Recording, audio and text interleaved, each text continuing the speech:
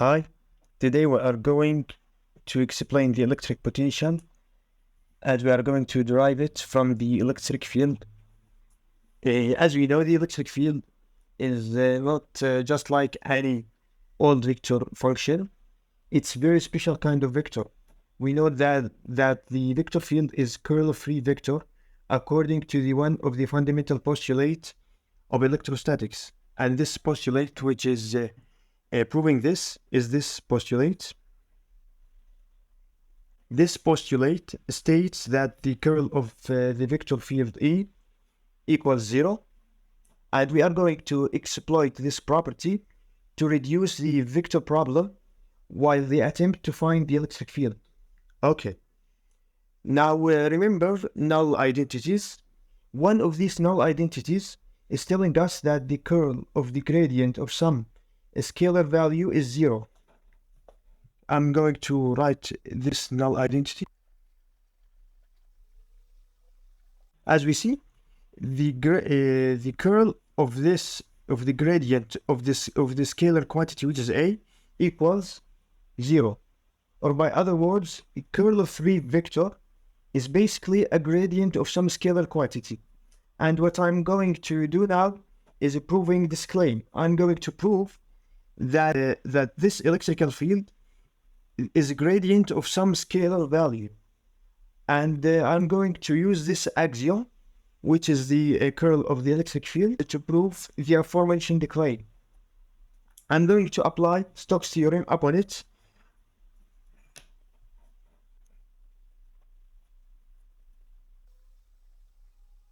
Let's say that the curl of A is equal to C. Now this also can be written in integral form. The line integration of A field around a closed path. This circle denotes to closed path. Okay, that the line integration of the A field around the closed path is equal to the surface integration for C vector. Okay, now apply this Stokes theorem for this equation, and the answer is going to be this formula implies that the line integration of the electrical field equals to 0, or the net circulations of the electrical field in a closed path is 0, and vice versa. What I mean by this, that if we are integrating the electrical field in path which is not closed, then the answer cannot be 0. Let me write this. And let me demonstrate this by drawing a closed path. Now we draw some arbitrary closed path, as we said, and on this closed path we want to observe the effect that this external electrical field, I use the subscript external, okay, that we want to watch the effect that this external electrical field will do for an arbitrary unit charge on this path. Usually the arbitrary unit charge is positive. I'm going to call by Q sub O. Okay, Q sub O or Q sub node. Anyways, and now let's recall what we said about the electrical field. We said that the net circulations of the electrical field, or the net circulations of the electrical field around a closed path, or the line integration of the electrical field on a closed path equals 0. Okay, now we are going to divide this path into two sub-paths. This path and this path. Okay, I'm going to call this path by path 1, and this path by path 2. Okay, this integration can be divided into the contribution of the integration of the electrical field between A and B, starting at A and ends at B, and the integration around path 2, which starts at B and ends at A.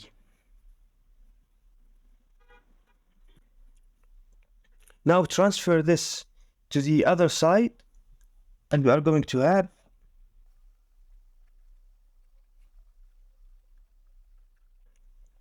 and we can get it from this negative sign by by changing the arrangement of these limits. They are going to be okay, and we see according to this formula we reached at the end, the electrical field is not dependent on the path traveled. The line integration is only dependent of the starting at the ended point. And according to this equality, we said that if the path that we are integrating around is closed, then the integration of the electrical field is going to be 0. But if it's not closed, so it's not going to be 0. According to this part of integration cannot be 0.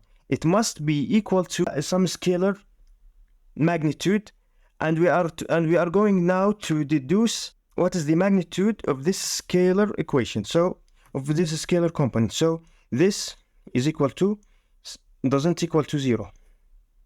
Okay. Now I'm going to temporarily add this subscript external. Later I'm going to tell you the reason. You will learn later. Okay.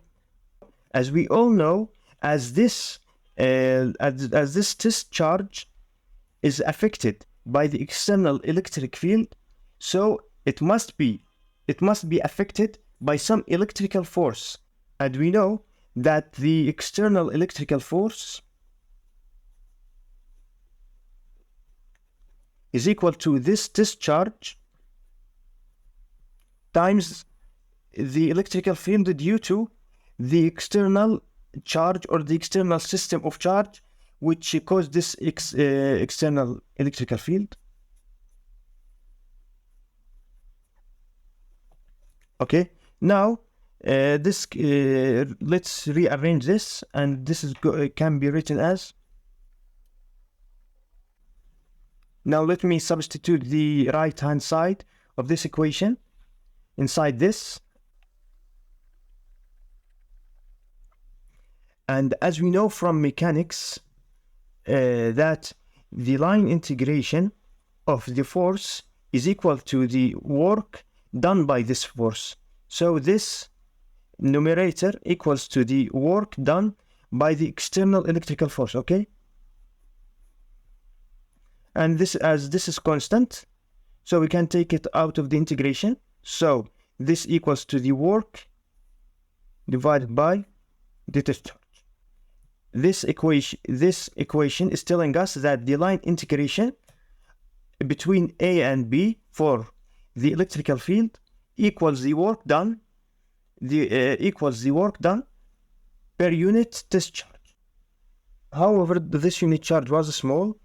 This unit charge absolutely has an electrical field, and as it's positive in this case, its electrical field, I mean, is going to be outward from it. So let's assume that this unit charge that we have, its electrical field is going to be outward. Okay, and this external force is absolutely outward from system of positive charges, or one big positive charge. Okay, and as we see, the electrical field from our unit charge is opposite in direction to the external electrical field, and let's consider the minimum external electrical field needed to move this charge. Okay, this external electrical field must be equal in magnitude to the electrical field due to unit charge, and opposite in direction. so we can reach to this deduction that the least work needed to move this unit charge, this test charge, must be, I'm going to use the subscription O for the test charge. So I'm going to add this variation to this. Okay, so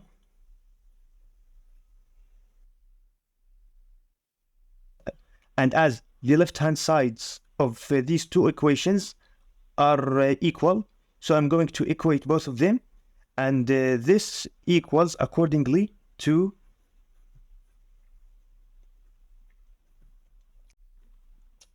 I will repeat the meaning of this deduction.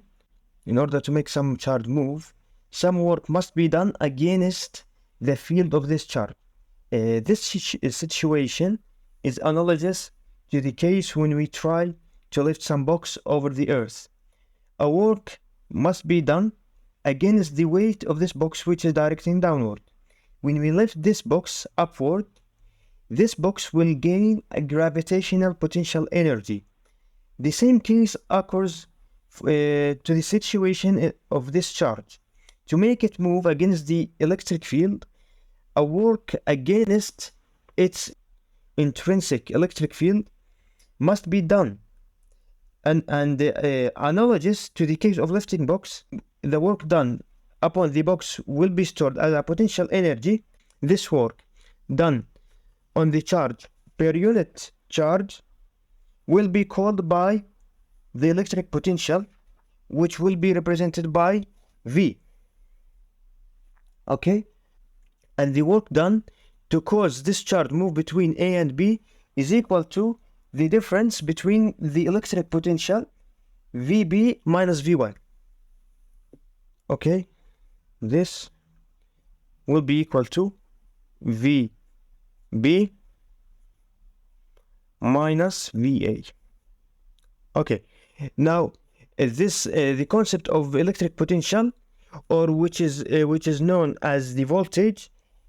This concept is so important, is so crucial in electrostatics, and we are going to use more. Now let's recall the claim that we wanted to prove.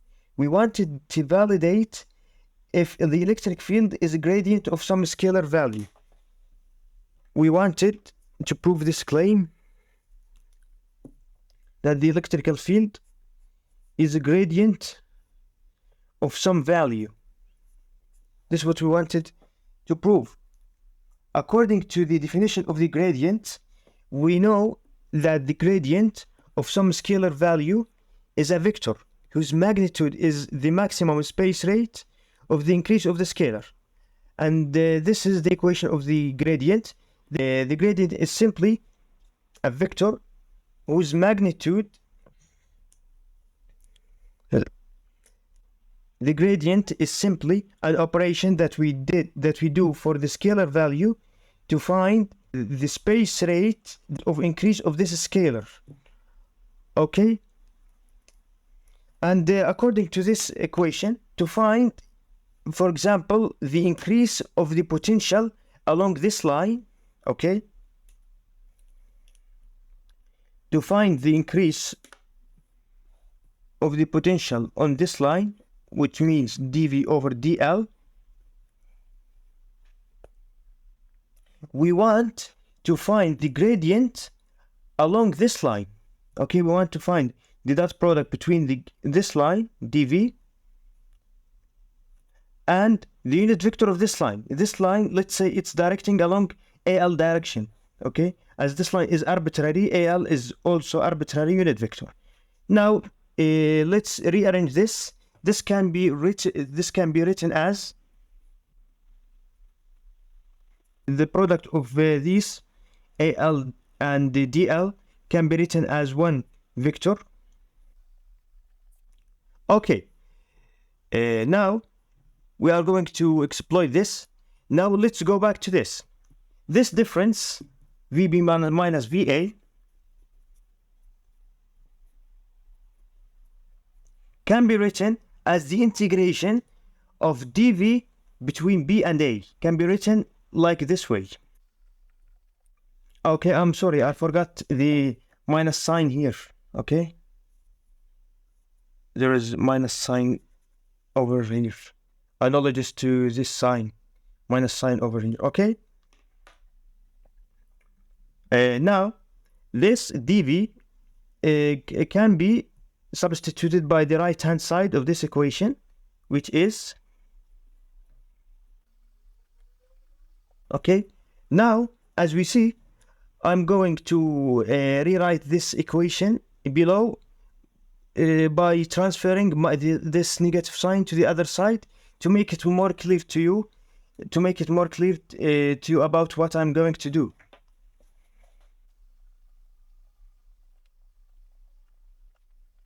And as we see, this equation 1, let's say, and this equation 2, these two equations can be equated. We can equate the left-hand side of this equation with the right-hand side with this equation and rewrite this in the new form. I'm going to write this on a new paper. What I did here is just rewriting these two equations that we aforementioned. Now, this can be written, these two equations can be merged and rewritten as,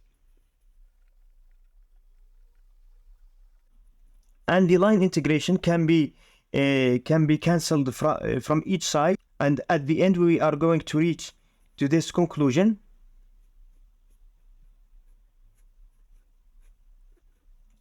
We reached to the fact that the electrical field intensity is the negative gradient of the potential, or by other words, the spatial distribution of the potential equals the electrical field intensity, or by other words, to make it crystal clear to you, whenever or wherever we have a difference in potential, we will indeed have an electrical field intensity.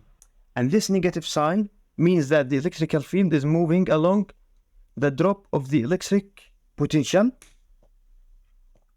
Let's write this deduction down there.